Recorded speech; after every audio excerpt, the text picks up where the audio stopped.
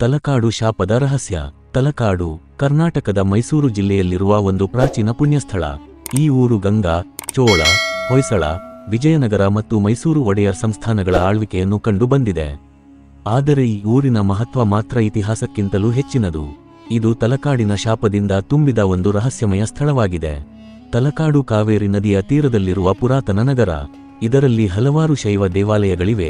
ಇದರಿಂದಾಗಿ ಇದು ಹಿಂದೂ ಧರ್ಮದಲ್ಲಿ ಪವಿತ್ರ ಕ್ಷೇತ್ರವಾಗಿ ಪರಿಗಣಿತವಾಗಿದೆ.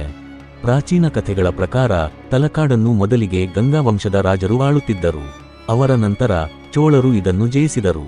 ಹೊಯ್ಸಳರು, ವಿಜಯನಗರ ಸಾಮ್ರಾಜ್ಯ ಮತ್ತು ಕೊನೆಯದಾಗಿ ಮೈಸೂರು ಒಡೆಯರ್ ರಾಜರು ಇದನ್ನು ತಮ್ಮ ರಾಜ್ಯದ ಭಾಗವನ್ನಾಗಿ ಮಾಡಿಕೊಂಡರು. 17ನೇ ಶತಮಾನದಲ್ಲಿ ಮೈಸೂರು ಒಡೆಯರ್ ರಾಜರೊಬ್ಬರು ತಲಕಾಡನ್ನು ಶಾಶ್ವತವಾಗಿ ಆಳಲು ಬಯಸಿದರು. ಅವರ ನೇತೃತ್ವದಲ್ಲಿ ದಳವಾಯಿ ರಾಮಯ್ಯ ಎಂಬ ವೀರ ಯೋಧನು ಊರಿನ ಆಡಳಿತ ನೋಡುತ್ತಿದ್ದ. ಆದರೆ ತಲಕಾಡಿನ ಜನತೆ ತಾವು ಓಡಲಿಲ್ಲ. ಅವರು ತಮ್ಮ ಗೌರವಾನ್ವಿತ ರಾಜಮಾತೆ ಅಲೋಮೇಲಮ್ಮನನ್ನು ಸಹಾಯಕ್ಕಾಗಿ ಹತ್ತಿರಗೊಂಡರು. ಅಲೋಮೇಲಮ್ಮ ಶ್ರೀರಂಗಪಟ್ಟಣದ ಶ್ರೀರಂಗನಾಥ ದೇವಾಲಯದ ನಂಬಿಕೆಯ ಮಂತ್ರಾಣಿಯಾಗಿದ್ದಳು. ಒಮ್ಮೆ ಮೈಸೂರು ಅರಸರೋರ್ವನು ಶ್ರೀರಂಗನಾಥ ಸ್ವಾಮಿ ದೇವಸ್ಥಾನದ ಆಭರಣಗಳನ್ನು ಪಡೆಯಲು ಆಜ್ಞಾಪಿಸಿದರು. ಆದರೆ ಅಲೋಮೇಲಮ್ಮ ಇದನ್ನು ಒಪ್ಪಲಿಲ್ಲ. ರಾಜನ ಸೇನೆಯು ಬಲವಂತವಾಗಿ ಆಭರಣಗಳನ್ನು ಕಿತ್ತುಕೊಳ್ಳಲು ಬಂದಾಗ ಅಲೋಮೇಲಮ್ಮ ಕೋಪಗೊಂಡು ತಲಕಾಡಿನ ಕಾವೇರಿ ನದಿಗೆ ಜಿಗಿದು ಆತ್ಮಹತ್ಯೆ ಮಾಡಿಕೊಂಡಳು. ಆದರೆ ತನ್ನ ಕೊನೆಯ ಉಸಿರಿನಲ್ಲಿ ಈ ಶಾಪವನ್ನು ನೀಡಿದಳು.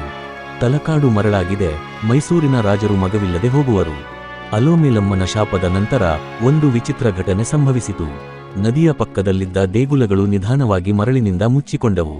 ಇದರಿಂದ ತಲಕಾಡು ಒಂದು ಅಡಗಿದ ಊರಾಗಿ ಮಾರ್ಪಟ್ಟಿತು. ಇನ್ನೊಂದು ಅಚ್ಚರಿಯ ಸಂಗತಿ ಎಂದರೆ ಮೈಸೂರು ರಾಜವಂಶದ ಬಹುತೇಕ ರಾಜರು ಒಬ್ಬರ ನಂತರ ಒಬ್ಬರು ಸಂತಾನಹೀನರಾಗುವ ಶಾಪಕ್ಕೆ ಒಳಗಾದರು. ಇದು ಇಂದಿಗೂ ಒಂದು ಅಪೂರ್ಣ ರಹಸ್ಯ. ಈ ಶಾಪದ ಪರಿಣಾಮವಾಗಿ ತಲಕಾಡಿನಲ್ಲಿ ಹಲವಾರು ದೇವಾಲಯಗಳು ಮರಳಿನಡಿ ಮುಚ್ಚಿಕೊಂಡವು. ಈ ಪವಿತ್ರ ಕ್ಷೇತ್ರದ ಪ್ರಮುಖ ದೇಗುಲಗಳೆಂದರೆ ವೈದೇಶ್ವರ ಸ್ವಾಮಿ ದೇವಸ್ಥಾನ, ಮಾರ್ಲಿಕೇಶ್ವರ ದೇವಸ್ಥಾನ, ಪಾತಾಳೇಶ್ವರ ದೇವಸ್ಥಾನ, ಕೀರ್ತಿ ನಾರಾಯಣ ದೇವಾಲಯ.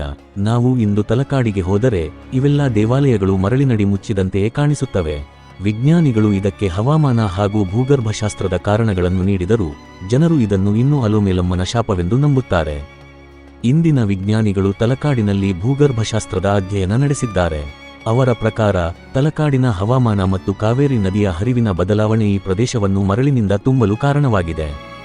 ಆದರೆ ಇಂದಿಗೂ ಮೈಸೂರು ಅರಸರ ವಂಶದವರಿಗೆ ಸಂತಾನಹೀನತೆಯ ಸಮಸ್ಯೆ ಮುಂದುವರಿದಿರುವುದು ಪೌರಾಣಿಕ ಕಥೆಯೊಂದಿಗೆ ತೀವ್ರ ಸಂಪರ್ಕ ಹೊಂದಿದೆ. ಇಂದು ತಲಕಾಡು ಪ್ರವಾಸಿಗರಿಗೆ ಬಹಳ ಆಕರ್ಷಕ ಸ್ಥಳವಾಗಿದೆ. ಇಲ್ಲಿ ಪ್ರತಿವರ್ಷ ಪಂಚಲಿಂಗ ದರ್ಶನ ಎಂಬ ವಿಶೇಷ ಪೂಜಾ ಕಾರ್ಯಕ್ರಮ ಜರುಗುತ್ತದೆ.